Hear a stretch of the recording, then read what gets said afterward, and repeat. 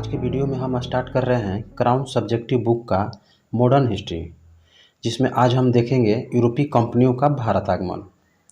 तो आइए देखते हैं। सबसे पहले जो है हम भारत और यूरोप की स्थिति को समझते हैं। भारत में मध्यकालीन भारत का दौर चल रहा था तथा यूरोप में आधुनिक यूरोप का दौर चल रहा था। भारत में मध्यकालीन खासकर मुगल वंश का शासन था। उसी मुगल वंश के शासन के दौरान यूरोप में पुनर्जागरण अपने विस्तृत रूप को पार कर चुका था। ऐसे में यूरोप में भौगोलिक खोज की शुरुआत होने वाली थी। पहले भारत का व्यापार स्थलीय मार्ग से यूरोप से हो रहा था, लेकिन सन 1453 ईस्वी में यूरोप के पूर्वी भाग यानी कस्तूनिया पर तुर्कों ने अधिकार कर ऑटोमन साम्राज्य की स्थापना कर ली। उसके बाद यूरोप से भारत का स्थलीय व्यापार जो है बंद सा हो जाता है। इस प्रकार भारत और यूरोप के व्यापारिक संबंध टूट जाते हैं। उसी संबंध को फिर से जोड़ने के लिए यूरोप द्वारा भौगोलिक खोज की शुरुआत की जाती है, यानी समुद्री मार्ग से विभिन्न स्थल मार्गों का पता लगाने का प्रयास किया जाने लगा। इस क्षेत्र में जो है स्पेन और पुर्तगाल देश की दिलचस्पी जो है सबसे ज़्यादा रहती है। इसका नतीजा यह निकलता है कि 1486 ईस्वी में एक पुर्तगाल नाविक बार्थोलोम्यू डेज ने अफ्रीका स्थित उत्मासा द्वीप यानी केप ऑफ गुड होप की खोज किया तथा 1492 ईस्वी में कोलंबस निकलता है भारत की खोज में, लेकिन भूलवश वह 1492 ईस्वी में अमेरिका की खोज कर लेता है। और फिर पुर्तगाली वास्को डी गामा 1498 ईस्वी में निकलता है भारत की खोज के लिए और वह भारत की खोज कर ली। एक्चुअली में उसने भारत की खोज नहीं की, बल्कि भारत तक पहुंचने के लिए समुद्री रास्ते की खोज की। इस प्रकार 1453 ईस्वी में अगर स्थलीय मार्ग बंद नहीं होते तो भौगोलिक खोज की शुरुआत नहीं होती तथा यूरोप में बारी बारी से भारत में कई देश पहुंचते हैं और इन्हीं देशों के पहुंचने के इतिहास को हम लोग पढ़ते हैं यूरोपीय कंपनियों का भारत में आगमन। तो चलिए देखते हैं भारत में यूरोपीय कंपनियों का भारत में आगमन। भारत में यूरोपीय वाणिज्यिक कंपनियों का आगमन 15वीं शताब्दी के उत्तरार्ध में हुआ। उनके आगमन का क्रम इस प्रकार है। पुर्तगाली जो 1498 ईस्वी में भारत में आए, अंग्रेज़ 1600 ईस्वी में, डच 1602 ईस्वी में और डेनिश कंपनी जो है 1616 ईस्वी में भारत आए और फ्रांसीस जो है 1664 ईस्वी में और स्वीडिश जो है 1731 ईस्वी में इनका जो है भारत में आगमन हुआ। तो आइए देखते हैं पुर्तगाली। प्रथम पुर्तगाली वास्को डी गामा गुजराती पथ प्रदर्शक अब्दुल मनीद की सहायता से 90 दिनों की समुद्री यात्रा के बाद 17 मई 1498 ईस्वी को कालीकट यानी केरल बंदरगाह पर उतरा। वहां पर हिंदू शासक जोमोरिन ने उसका स्वागत किया। पेड्रो एल्वारेज कैब्राल दूसरा पुर्तगाली था जो 31 दिसंबर 1500 ईस्वी को भारत आया। यानी पहला पुर्तगाली जो थे आपका वास्को डी गामा जो 1498 को आए थे और दूसरा जो थे कैब्राल जो 1500 ईस्वी में भारत में आए थे। इसको याद रखेंगे। फ्रांसिस्को डी अल्मीड़ा ये जो है 1505 से 1509 ईस्वी प्रथम पुर्तगाली गवर्नर के रूप में 1505 ईस्वी में भारत आया। उसने भारत में शांत जल की नीति यानी ब्लू वाटर पॉलिसी को अपनाया। 1509 ईस्वी में अल्फांसो दी अल्बुकर्क दूसरा गवर्नर बनकर भारत आया। वह भारत में पुर्तगाली शक्ति का वास्तविक संस्थापक माना जाता है। उसने कोचीन को अपना मुख्यालय बनाया। 1510 ईस्वी में उसने बीजापुर के शासक यूसुफ आदिल शाह से गोवा छीन लिया। 1530 ईस्वी में पुर्तगाली गवर्नर नीनू डी कुन्हा ने कोचीन की जगह गोवा को राजधानी बनाया। पुर्तगाली गवर्नर अल्फांसो डिसूजा के साथ प्रसिद्ध संत फ्रांसिस्को जेवियर भारत आए।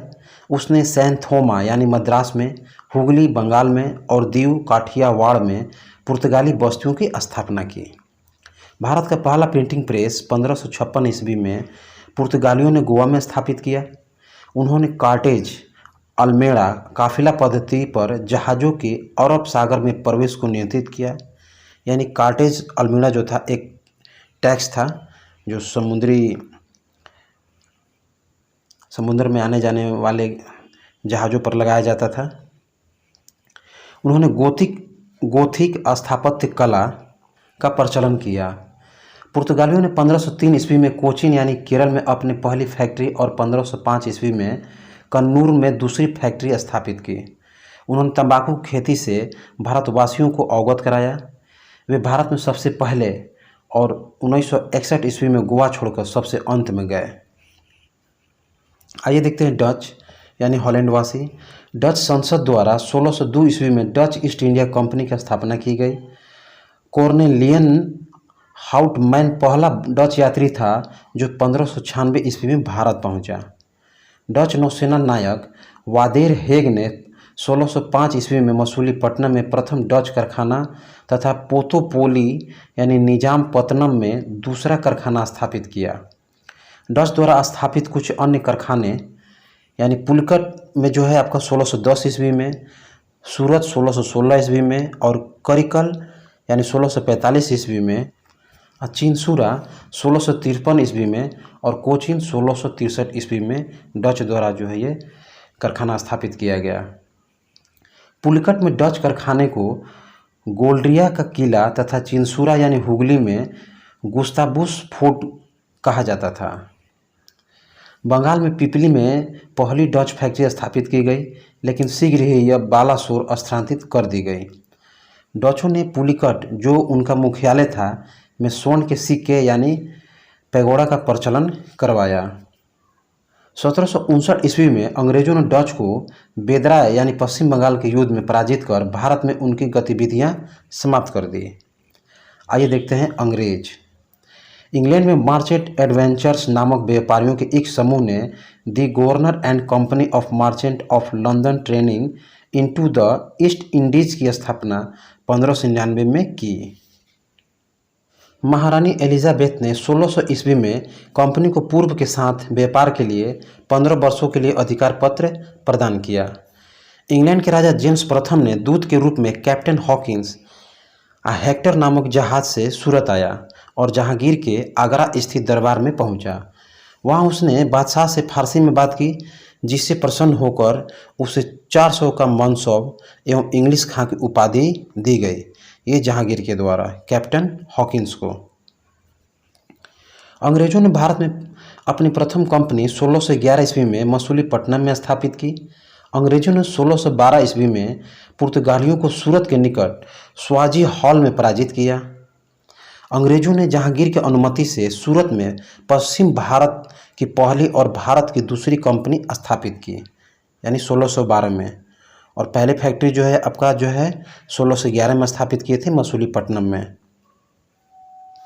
ब्रिटेन के राजा जेम्स प्रथम के दूत के रूप में सर टॉमस रो 18 सितंबर 1615 को भारत आया और 10 जनवरी 1616 को अजमेर में जहांगीर के दरबार में उपस्थित हुआ।